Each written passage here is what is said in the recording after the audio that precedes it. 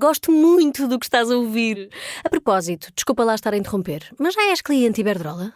Como não? Então tens de ouvir antes isto. Quem fica na Iberdrola ganha mais. Descontos, vantagens, ofertas e só por aderir ganha 100 euros. Se a poupança e a energia verde também são música para os teus ouvidos, liga 800 500 500. Iberdrola. De Máxima.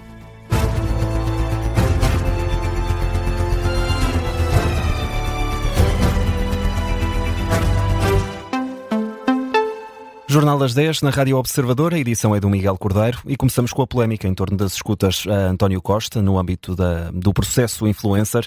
Apenas uma das 22 escutas envolve o antigo Primeiro-Ministro. Todas foram validadas pelo Supremo Tribunal de Justiça. Isto é o que esclarece a Procuradoria-Geral da República ao Observador, depois de ontem o Diário de Notícias ter avançado que teria acontecido uma alegada ocultação do TSEAP em relação à validação de 22 escutas telefónicas que envolvem António Costa junto do Supremo Tribunal de Justiça.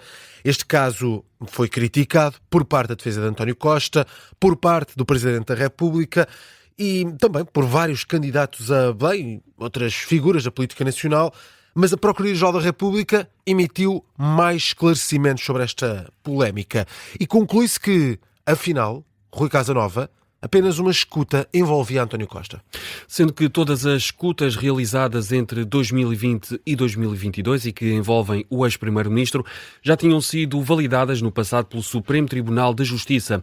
A Procuradoria-Geral da República explica ao Observador que das 22 escutas que foram alvo de promoção do Ministério Público, 15 eram duplicadas de outras já apresentadas, apenas 7 eram novas, sendo que destas 6 eram apenas tentativas de contacto, ou seja, chamadas que não chegaram a ser realizadas. Assim, e como dizíamos, existe apenas uma escuta neste lote agora detectado que terá sido considerada efetivamente relevante para a prova no processo e na qual António Costa será um dos intervenientes. É uma informação que desmente assim o que tinha sido avançado pelo Diário de Notícias.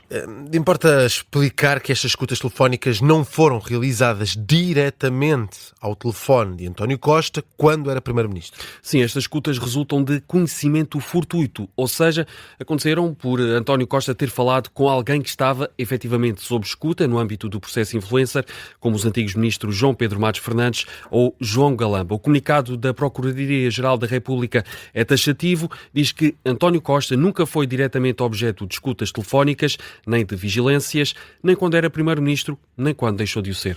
Rui Casanova, jornalista do Observador, e esclarecimentos detalhados pela Procuradoria-Geral da República sobre o processo influencer e as alegadas escutas não validadas a António Costa. Perante esta polémica, Marcelo Rebelo de Sousa questiona se a lei foi ou não cumprida e diz que o caso deve merecer reflexão. Naturalmente que haverá a oportunidade de perceber melhor o que se passou e, sobretudo, de retirar uma consequência para o futuro. E essa consequência é que, se passou não sendo cumprida a lei, não deve voltar a passar-se no futuro. Marcelo Rebelo de Sousa, em declarações à imprensa no final de uma visita de Estado ao Mónaco, o Presidente da República defende que todos os portugueses exigem mais esclarecimentos sobre este caso. E este vai ser o tema também do explicador desta manhã. Logo depois das 11, um debate com Nuno Matos, Presidente da Associação Sindical de Juízes, Rogério Alves, advogado, e Luís Rosa, redator principal do Observador. Miguel, destaque agora para uma notícia de última hora. Jair Bolsonaro foi detido. Foi detido pela Polícia Federal, detenção que acontece por ordem do Supremo Tribunal de Justiça brasileiro. Na casa de Jair Bolsonaro, em Brasília, aconteceu esta detenção. O antigo presidente brasileiro passa a estar em prisão preventiva. Em setembro, Bolsonaro foi condenado pela Justiça brasileira a 27 anos e 3 meses de prisão por organização criminosa e por tentativa de golpe de Estado. Destaque agora para a saúde. Miguel, a Ordem dos Médicos muda de posição e vai aceitar que as grávidas de baixo risco sejam vigiadas por enfermeiros especialistas em saúde materna e obstétrica. Esta é uma medida há muito defendida pela Ordem dos Enfermeiros. O bastonário da Ordem dos Médicos tinha mostrado dúvidas, muitas dúvidas, mas agora muda de posição, aceita a proposta. Isto é o que informa o próprio Carlos Cortes numa carta enviada à Ministra da Saúde, a que o Jornal Público teve acesso. Ainda assim, o bastonário da Ordem dos Médicos impõe condições para que esta medida seja posta em prática. Sim, por exemplo, a existência de um médico de família no centro de saúde, a quem o enfermeiro possa recorrer. também que o acompanhamento da gravidez seja feito mediante normas de atuação validadas pelas duas ordens profissionais. Carlos Cortes adianta ao Jornal Público que discutiu previamente esta questão com os colégios de especialidade de Medicina Geral e Familiar e de Ginecologia e Obstetrícia e discutiu também com a Associação Portuguesa de Medicina Geral e Familiar. De acordo com a Ordem dos Enfermeiros, esta medida pode ajudar a reduzir o número de grávidas que chegam às urgências hospitalares com gestações não vigiadas.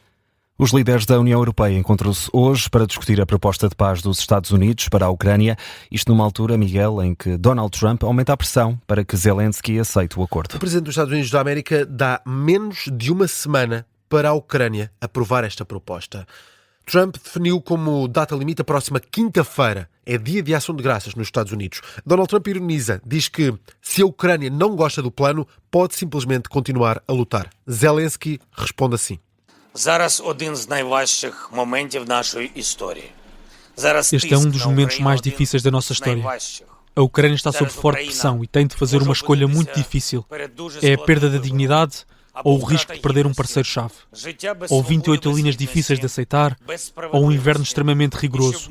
É o mais elevado risco de uma vida sem liberdade, sem dignidade, sem justiça. E eu, no dia 19 de maio de 2019, prometi fidelidade à Ucrânia.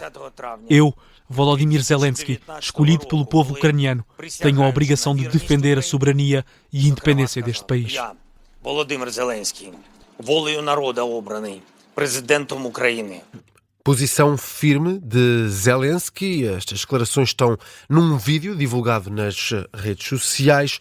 Os líderes da União Europeia reúnem-se hoje, discutem este plano, isto é, detalhado pelo Presidente do Conselho Europeu. A reunião acontece à margem da Cimeira do G20, que decorre na África do Sul. A proposta do plano de paz apresentada por Donald Trump inclui medidas como a exclusão da participação da Ucrânia na União Europeia, a cedência por parte de Kiev de territórios que Moscovo ocupou e também a redução do número de efetivos nas Forças Armadas ucranianas. É um tema em destaque esta hora no site Observador e vai estar em análise nos 5 continentes com o historiador Bruno Cardoso Reis para ouvir logo depois do Jornal do Meio-Dia. Miguel, vamos ainda ao desporto. O José Mourinho volta a criticar a falta de atitude dos jogadores do Benfica depois dos encarnados vencerem com dificuldade o Atlético em jogo a contar para a Taça de Portugal. A vitória foi por 2-0, mas José Mourinho viu uma primeira parte pouco inspirada por parte do Benfica. Os encarnados só chegaram à vitória no segundo tempo. Golos de Richard Rios e Pavlidis, o segundo golo a surgir de grande penalidade, frente a um Atlético que joga na Liga 3. O Benfica consegue apurar-se com este resultado para os oitavos de final da Taça de Portugal, mas José Mourinho não gostou do jogo. Não ficou nada satisfeito com a exibição, principalmente na primeira parte, e deixou duras críticas aos jogadores. A nossa primeira parte é pobre. E é pobre ao nível daquilo que mais me dói, que é quando tu és pobre ao nível da atitude. A atitude foi pobre, houve muito jogador que não foi sério, houve muito jogador que não encarou as coisas como devia encarar. Declarações de José Mourinho, que referiu até mesmo traição de alguns jogadores face à ideia que tinha desenhado para este jogo. O treinador adversário do Atlético Clube Portugal, Pedro de Oliveira, mostrou-se satisfeito com a entrega da equipa e diz que os jogadores e adeptos devem estar orgulhosos. Hoje é o Sporting e o Futebol Clube do Porto que entram em campo. O Sporting recebe o Marinhense às 6 da tarde, em Alvalade. O Futebol Clube do Porto joga no Estádio do Dragão com o Sintrense às 8h15. Jogos com relato e comentários em direto na Rádio Observador, numa emissão especial de desporto que arranca a partir das 5h35. Já a seguir, Miguel, há máquinas que pensam, mas antes há outras notícias em destaque. Está a aumentar o número de mulheres imigrantes vítimas de violência doméstica. Isto é o que conta o Gabinete de Informação e Atendimento à Vítima. Está instalado este gabinete no Campus de Justiça de Lisboa. A coordenadora deste espaço fala num grande desafio. Iris Almeida explica que este aumento se deve naturalmente ao crescimento da imigração em Portugal, mas também ao aumento das denúncias por parte de terceiros e à consciência das vítimas de que a violência doméstica é crime. O prazo para a entrega das manifestações de interesse pela privatização da TAP termina hoje. Depois há um período de análise das candidaturas submetidas à par pública. Até ao momento foi confirmado o interesse formal da Air France, KPLM, da Lufthansa e também do International Airlines Group, dono da British Airways e da Iberia. E fica por aqui o Jornal das 10.